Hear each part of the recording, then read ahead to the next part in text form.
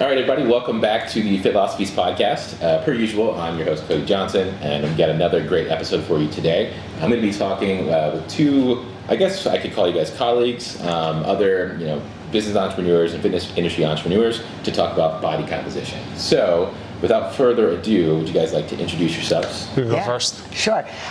My name is Virginia, and I am the co-owner of Bodymass Composition Testing with Kris. I've been in the fitness world for a little over 20 years now, initially as a personal trainer in more the fitness management side, and then in the last 10 years in kind of the business ownership side. Yeah, and I'm Kris, Virginia's husband, and also co-owner of Bodymass.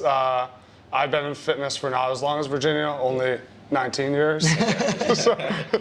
So same thing. I've run the gamut from being a strength and conditioning coach to doing personal training in a commercial gym to owning our own boutique and now doing Bodymass. So we've seen a lot and been around a lot. So we really love doing it. It's our passion, and it's something we're going to do for the rest of our lives. Yes. Excellent, nice.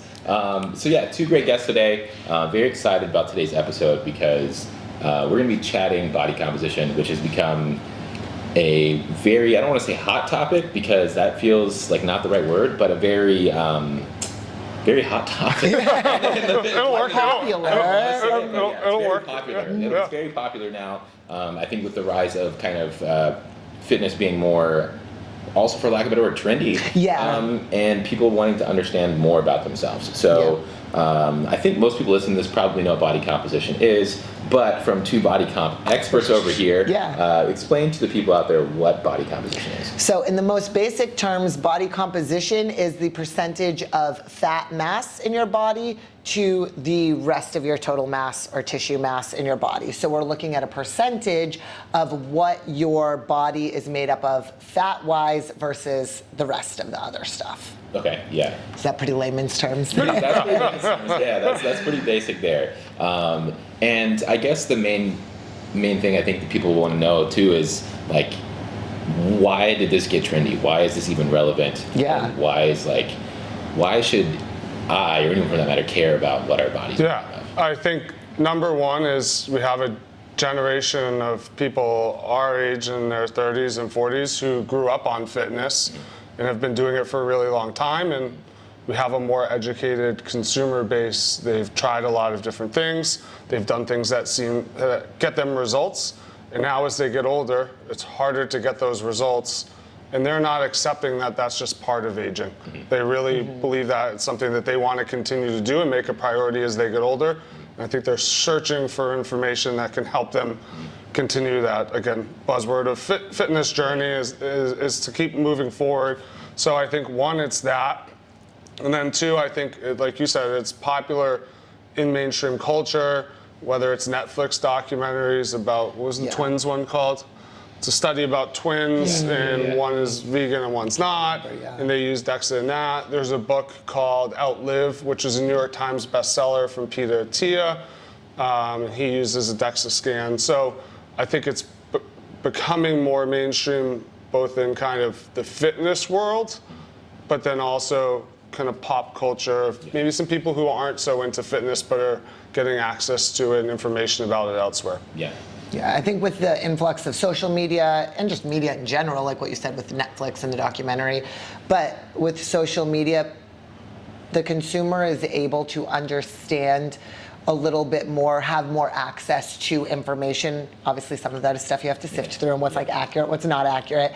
But there's higher exposure to information that, pre-social media, it'd be a lot harder to access that stuff. So I think that the combination of access to the information and then wanting that for yourself, like what you were saying, we're kind of a generation of people who's grown up on fitness, and how do we make this part of a lifelong journey versus something that's done for a short-term end goal.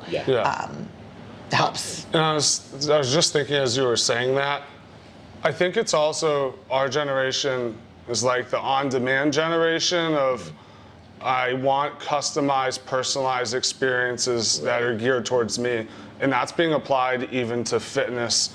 Is there still big box gyms? Are there still things like Orange Theory where you just go in and do the cookie cutter thing? Yeah, and some people like that. There's nothing wrong with that. but there's also a generation of people that want customized experiences and want things tailored to them. And I think they see body composition testing as an avenue to be able to do that, to build out programs unique to them.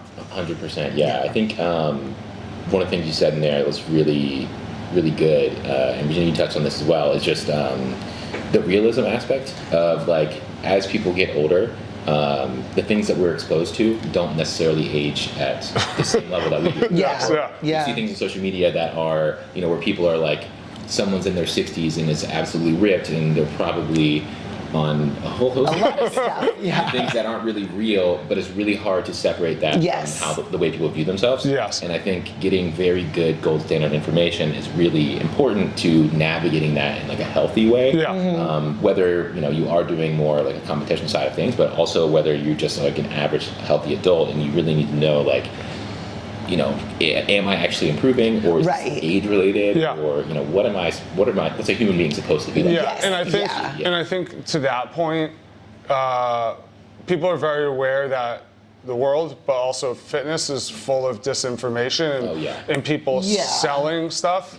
And I think customers are wising up to say, is the thing I'm buying or the thing I'm following really going to get me what it says it's going to do? And they want to be able to validate. That's like a word we use all the time. Validate it. So again, like going back to that idea of like a real educated consumer, there's people that even with social media, with influencers, with all these products out there, are still thinking like, is this doing what it says? Or is this right for me? And I think that's really cool, and it helps businesses like ours that pride ourselves in providing truth. So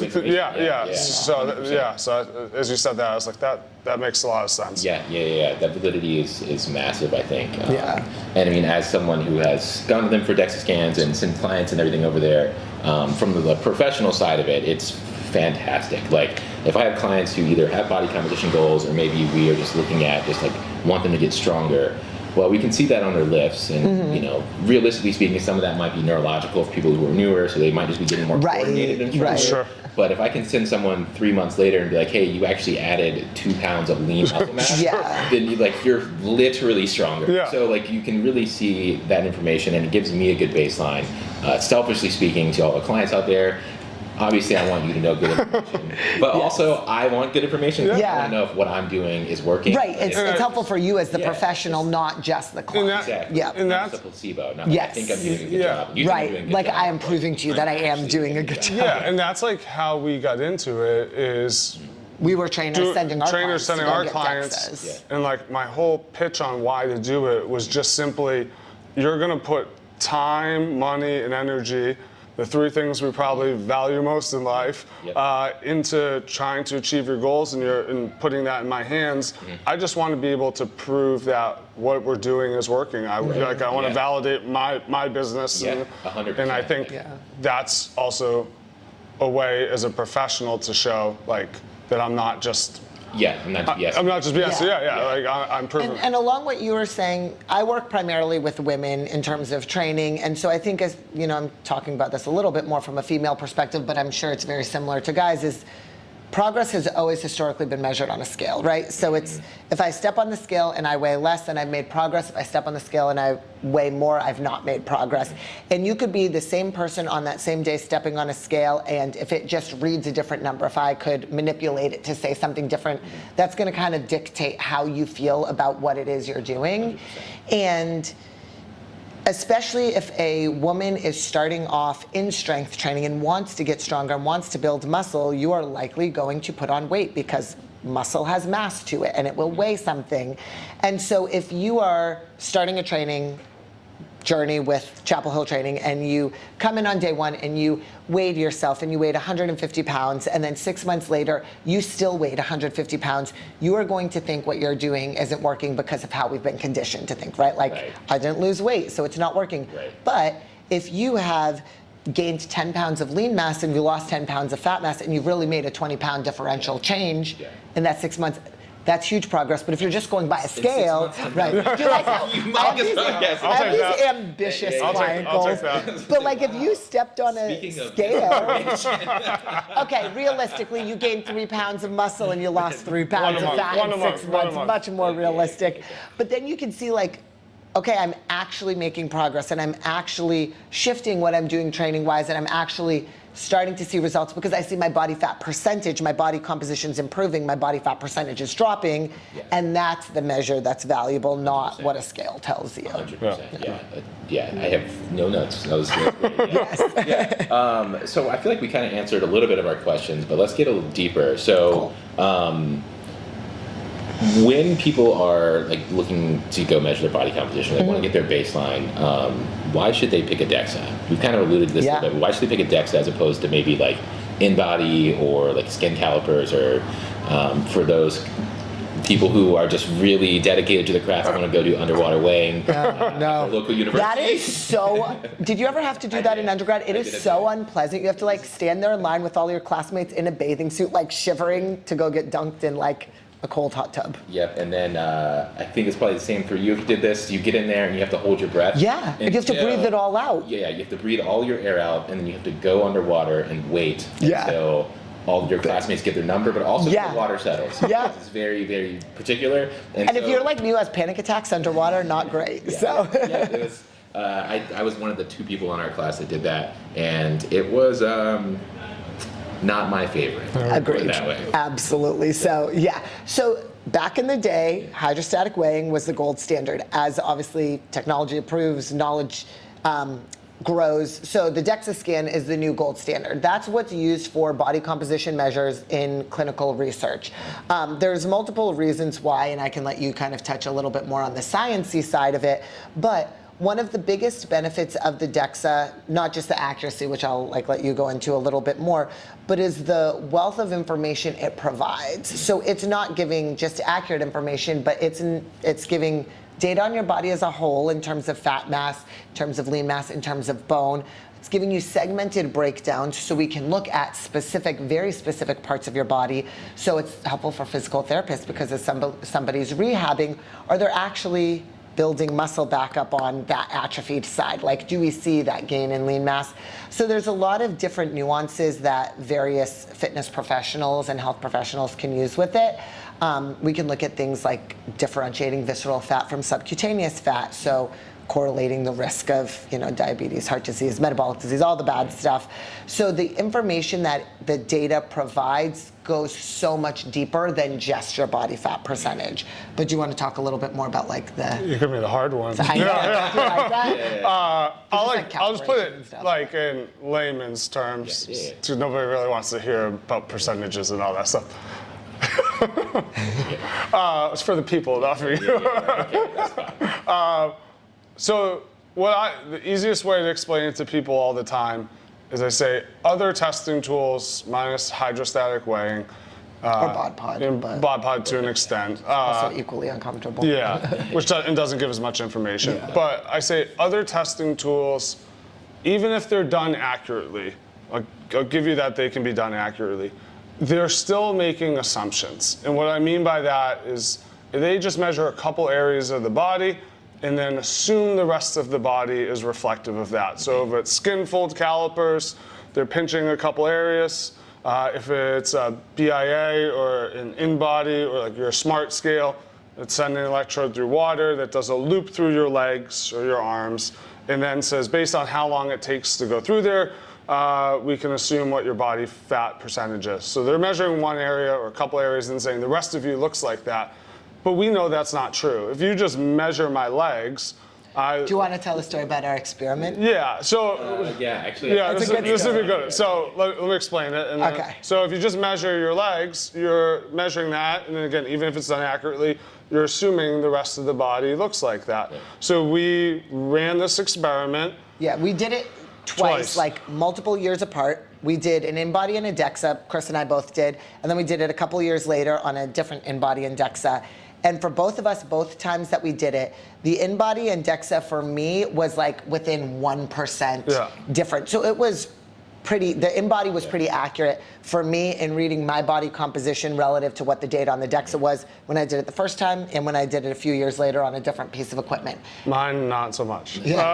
So I did the in-body first, and it gave me 7% body fat. And we did it again, it's not 7%. So we checked to make sure it was right. And then we went and did a DEXA 20 minutes later. Yeah. And I was 21%. So if you just measure my legs, I have no fat in my legs, I'm a pro bodybuilder. But if you measure up top, again, where most men tend to store a lot of fat in stomach, I'm like everyone else, you get a truer picture of it. So that's always our example is these other tools, they can be accurate, but they're still making assumptions. The DEXA, because it's an X-ray machine, it's measuring every ounce of you. It makes no assumptions. So it doesn't, the in-body, if I were to do it, and I would say, look, an in-body is very accurate. It is accurate based off of me and my body, which is different than you and your body. So it could be accurate for some people. It could be inaccurate for some people, and you don't want to leave that up to chance. And I think when you are like you, where you're consistent, you're lean pretty much all through. If you looked at region by region, you're pretty much the same. Yeah, it's very consistent in my trunk versus my arms. For most of us, we're not like that. Yeah. So in that sense, it works. But even if you read the literature I'm going to pick on in-body here, just because they actually do a good job of saying how you should do it. If you read in-body's product guide, they say, I'm going to butcher it a little, but they're you have to stand for 10 minutes. You have to wipe the machine down with a cloth. You have to wipe your feet down. You can't be sweating. You have to drink this much water. You shouldn't have worked out. So there's a strict protocol. And nobody follows it, and then they put clients on it and then say, hey, this is accurate, it's going to measure. It's you didn't even do what they asked you to do. So again, do I think these tools are bad? No, but if you want, like you said, the most accurate data, the DEXA is going to be the best option to do that. And like Virginia said, it just provides a laundry list of things that we can look at. And even if you're maybe not so worried about body composition, we can extrapolate a lot of information that can help you. So that's why we would pitch it. I think it's a great way to pitch it. I think that's exactly how I pitch it to most of our clients, and how just in university or learning about body composition later on, being okay, if we really want to know what's actually relevant to people, we kind of need to know what's accurate enough to provide that relevance. Because if I got a number of 7%, I would think that's wrong. Right, but you're hey, that's great. Tell people, look at my paper. Check me out, right? But I know that that's not real. Right. But the average person might not know that. No, why would you? That's it could cause a lot of I think dissonance among people. It might also further that kind of just disinformation guide. Yes, absolutely. Just a lot of issues that are coming. And what we always say is the numbers, it's just a number. Virginia said, if I told you 22% is crazy, wildly lean, you'd be it's just a number, it doesn't matter, but we want accurate data that can be replicated with every test so that we can see, we always say, the trend lines. We know where you're going, so it doesn't matter if you're 7% or 30%, it's as long as it's an accurate number. Stuff is trending in the right direction. Who cares? Who cares? Progress is progress. Exactly. I think it's a really, really good way to look like it. So, that did answer my next question on why it's relevant for not bodybuilders. I think most people just do genuinely think of if I'm going to measure my body composition, it's because I have a competition coming up. I'm about to go take my shirt off and do this, as opposed to it's probably relevant for people in their 70s and 80s. Yes. A whole host of issues. If not, maybe more. More. Especially, so like I said, I work a lot with women, and the sarcopenia, the age-related muscle loss that occurs in women, it is so beneficial to just have tangible data that you are working towards early on before that sarcopenia really starts to set in, so you're not digging yourself out of a hole trying to get to these points. And if we can kind of have standards and we can say, you were training 3 days a week and now you've switched it to training 1 day a week and going for long walks with your friends on those other 2 days, and we see what that does to your lean mass. You're only in your 40s, and we see that dropping those 2 training sessions and switching those out for cardio, when it comes to your lean mass, we see that decrease. If we continue down this trend, like you were saying, following that trend line down time, it's going to start to be more problematic. So let's have that intervention now and get you back to training more. It allows us to start to have the information that can set us up for, I always feel like so cheesy saying this, but like a better quality life and a longer duration and that's what in that life. I think 90% of people are really training for. I mean, you have people that are bodybuilders, you have some really aesthetically driven people, but especially in our world, you know, your average person is I want to be healthy, I want to be able to do the things that I want to do, and I want to be able to do that for a really long time. Like, and I think that's like probably the ultimate training goal.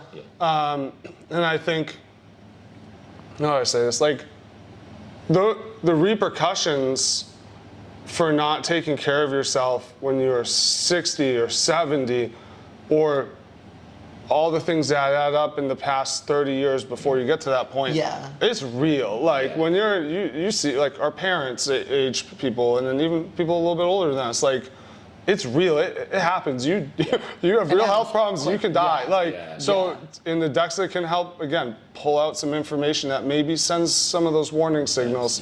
When you're 20 and you're a bodybuilder, like that's not your concern. But I think, to your point of like kind of telling truth, it's like these things are real. Like health problems are real, and if you don't address them, if you address them when you're younger, you're less likely to arise later. It's preventative, it's preventative medicine is really what we're doing.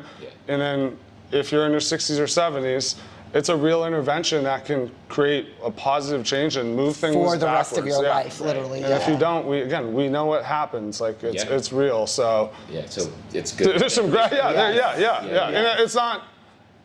And sometimes it's a wake-up call, but to me, I'd rather have the wake-up call. And especially have it earlier. Too early than too late. When you have maybe the time or energy, or honestly, and this is, you know, don't take this the wrong way, anyone, but just when you have the body for it. You know, the ability. You might not have the ability anymore. And at that point, not to say it's never too late to do anything, but to be able to make the massive strides that you may have to make, it's going to be a lot harder if you wait and don't have information. And if you make a small change when you're in your 30s, a small subtle change that you implement as part of your daily habits in 365 days a year, year after year, by the time you're in your 70s, that one small change has made such a significant impact, and it could be really, really minimal. And again, like scanning people, like now, you see the people who are in their 60s and 70s and 80s who are really healthy, in their impressive data, you're like, wow, how'd you get like that? They're like, I've been doing this. I've been doing it for my whole life. Back to work every Exactly. So it really is a lifestyle that they've developed early, and they continue to do. So like we're saying these things like they're scary and we're trying to create fear, but it's like, no, we see what happens when you do it. Like it's empowering of like, I can set myself up, to your point, to live long and prosper by doing prosper by doing but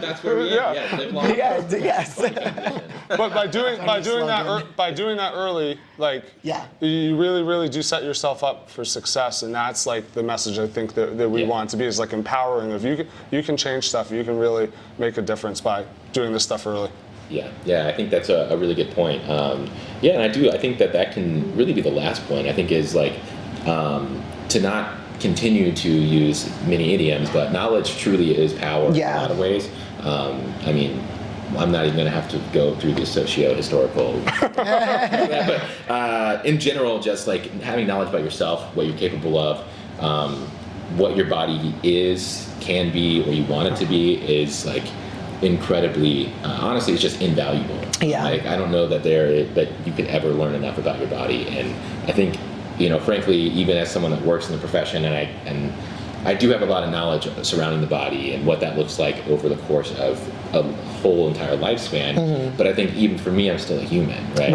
Like it's nice for me to have the information for myself, because I'm like, well, I am just like everybody. We all are. We're all doing the same thing. We all have, you know, these things that we come in with. We have things that we think about ourselves or anything. And I think having something to just give you the actual truth and data and facts is so so incredibly important. Yeah. And one thing we hear from people often is, and I can completely understand why people might be at a point where maybe they've not been on track with their goals, or they are starting from square one, and they kind of want this like ignorance is bliss mentality of if I don't know what my body composition is, then it doesn't really exist. It's not really there. But we hear so many people who will come to us partway through their fitness journey, maybe a couple months in, maybe a year in, and they're like, I wish I had this data from the start, because then I can truly see the progress I made. Right. So as hard as it is to come in when you know those numbers aren't ideal, they're not the best, you might feel like you're at the bottom of a pit, it's important to have that data from the start so we can really track and see these trends as they're emerging, and not just kind of what this midpoint is. That still is good to have. It's better than nothing for sure, but if anybody is nervous or uncomfortable, number one, it is not about judgment at all. It is not about assuming anything about the person. It is about providing data and giving us information, helping talk through what some of those tools are to allow somebody to get to a point that they want, and seeing that progress. And without that real initial, you're kind of guessing where you started from. So without the knowledge, what are you supposed to do? Right. So I encourage everybody, even if you don't feel like if you're just starting out on your fitness journey, or you know that you've been off track for a while and you're not at your best, do it when you're not at your best. And that's going to give us the true information. So when you are at your best, we can see how'd you get what there? changed. You know what it's like. Yes, exactly. That's cool. Nice. Yeah. Okay. So how can people get involved with body mass? Probably the easiest thing to do is our website, bodymasscompositiontesting.com. So obviously you're located down the street from us in Chapel Hill, but we have 4 locations. So Chapel Hill, North Carolina, Arlington, Virginia, Tampa, Florida, and then Royal Oak, Michigan, which is outside of Detroit. So that's our newest location that just opened a couple months ago. Website is the easiest place to do it. We have social media, we don't post enough on there, but it's just Body Mass Composition Testing on social media. But our website's pretty straightforward. You select your location, you select the service, and then it takes you straight to checkout and booking from there. So it's really user-friendly. Perfect, yeah. Everyone be sure to check them out. Any final words? Speak now or forever hold your peace. Live long and prosper. Perfect. Cool. Perfect.